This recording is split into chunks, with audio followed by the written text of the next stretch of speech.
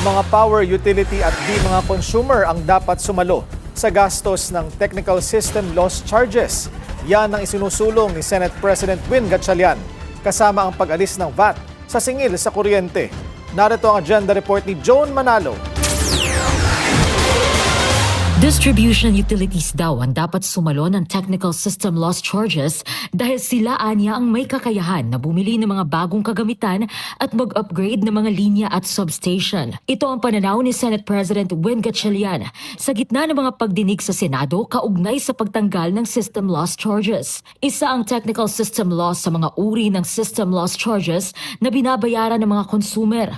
Ito ang mga nawawalang kuryente mula sa power lines papunta sa mga power plant hanggang sa destinasyon nito.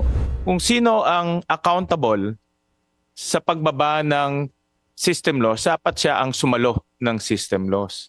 Alam ko ang system loss ay inherent yan. Hindi matatanggal yan sa pag-transmit ng kuryente. Pero ang dapat nating tanungin ay sino ba ang mayroong kapangyarihan na babaan yan?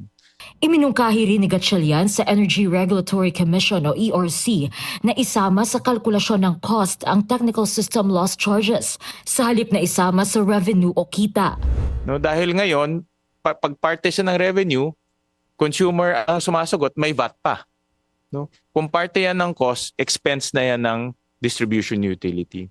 Maaari rin anyang tanggalin ang value-added tax o VAT mula sa system loss charges nang hindi nagpapasa ng bagong batas. Base sa naging konsultasyon ng Senate President, kasama sina ERC Chair Francis Saturnino Juan at Bureau of Internal Revenue Chair Charlito Mendoza. Ayon kay Gatchalian, ginawa na raw ito dati sa lifetime rate noong naipasa ang Ease of Paying Taxes Act. May probisyon daw kasi dito na nagsasaad na hindi lahat ng bayaring naipapasa sa consumer ay otomatikong may VAT. Kaya regulasyon na lang anya mula sa ERC ang kinakailangan para matanggal din ang VAT mula sa system loss charges. Ipinunto naman ni Committee on Energy Chairman Senator Erwin Tulfo na kakailanganin nga ring magtayo ng dagdag distribution lines at substations para matugunan ang problema sa system loss.